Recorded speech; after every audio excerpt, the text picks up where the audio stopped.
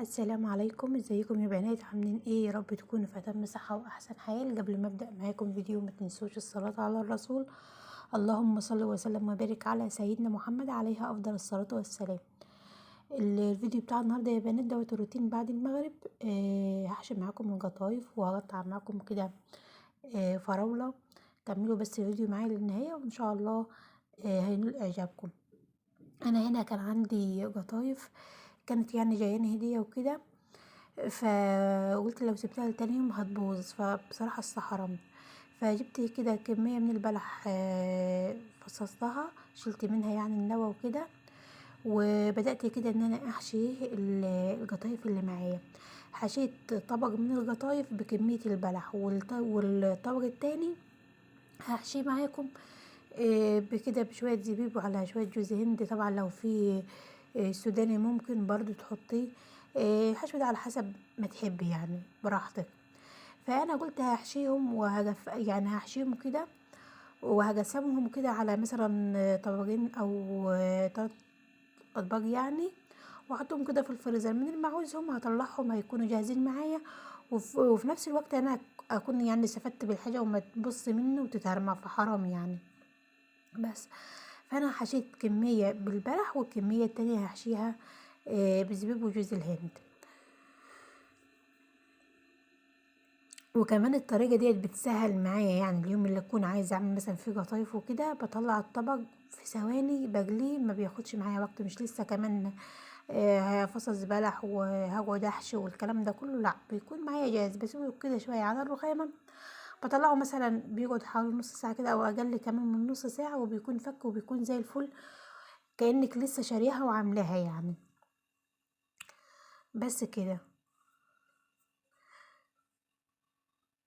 إيه كمان لو حابة تحشيها جبنة ممكن عادي يعني، جربيها كده بالجبنة هيكون اكيد طعمها حلو.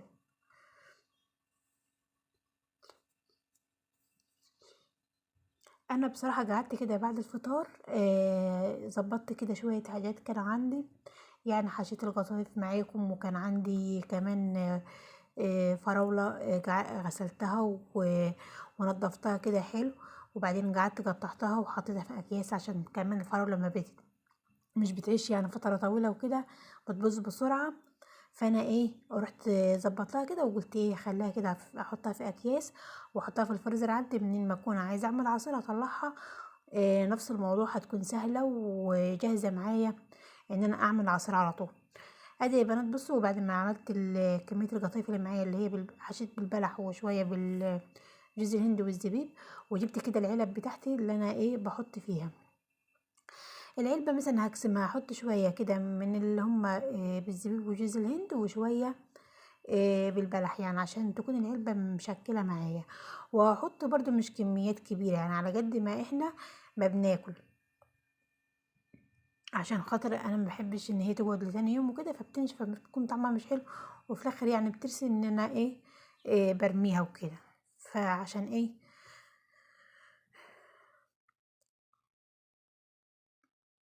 بصوا، هي العلبة كمان مش كبيرة، يعني بتاخد اقل من نص كيلو.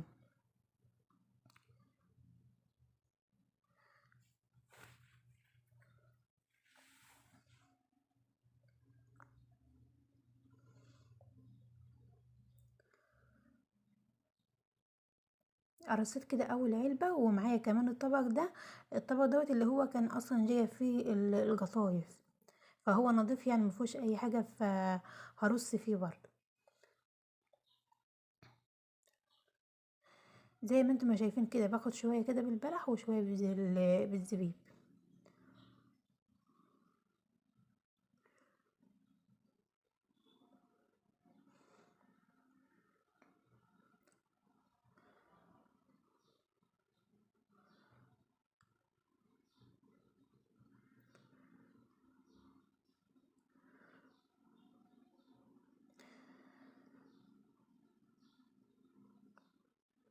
بصي يا بنات، وكمان العلبة ديت كان اصلا كان فيها كام واحدة كده من القطايف، هي اصلا كانت مليانة، بس انا استخدمت منها، واللي بقوا سبتهم في العلبة زي ما انتم ما شايفين كده.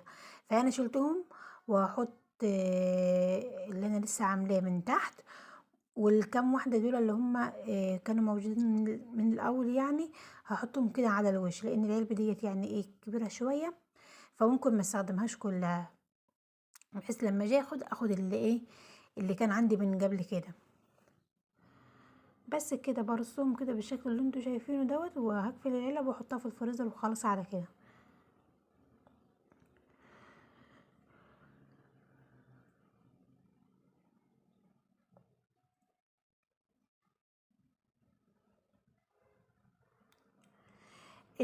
الحاجات اللي عندك اللي بتعمليها يعني من بعد الفطار وكده، بحس ان هي ما بتاخدش وقت، عكس لو عملتها يعني عملتها في اول اليوم كده، بحس ان اليوم بيضيع كله في المطبخ. مثلا لو عندك مثلا شويه حاجات زي كده، شويه طماطم مثلا هتعمليهم، شويه فراوله هتعمليهم، فاليوم بيضيع بسرعه. لكن مثلا من بعد الفطار عادي، يعني بتعملي اللي وراكوا كله وبتلاقيها مثلا لسه ما جاتش الساعه 1 اصلا. فعشان كده انا حبيت ان انا ايه استغل الوقت وكده، فعملت الحاجات ديت بعد الفطار. بس هم يا بنات كده كمية القطايف بتاعتي عملت 3 علب، يعني هعملهم مثلا على 3 مرات وكده. ودي كمية الفراولة اللي معايا مش كبيرة، بس بصراحة الفراولة ما بتقعدش يعني، عمرها مش طويل وكده. فانا غسلتهم كده وظبطتهم وقطعتهم وهحطهم في اكياس واحطهم في الفريزر وخلاص على كده.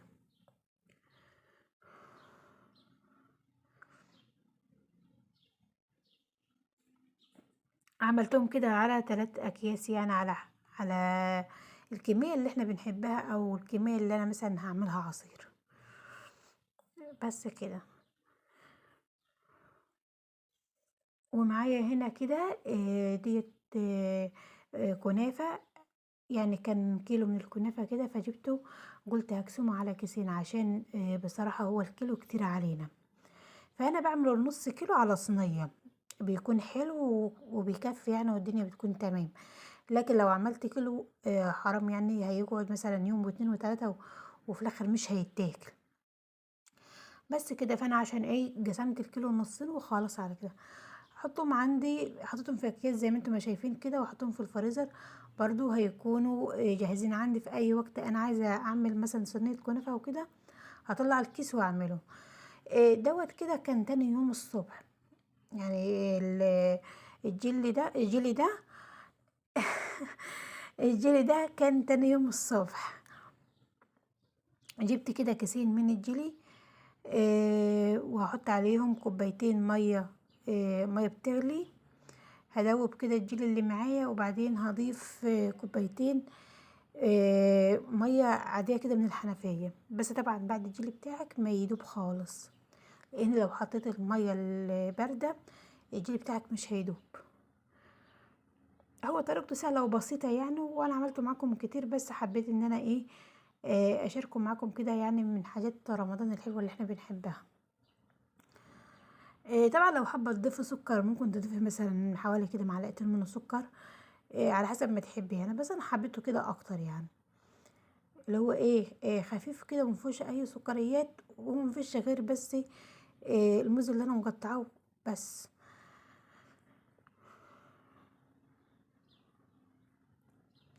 هو بصراحة الجيلي بيكون احلى واخف حاجة ممكن تاكلها يعني في رمضان وكده، او غير رمضان يعني. بصراحة هو بيكون حلو كده وخفيف كده على المعدة.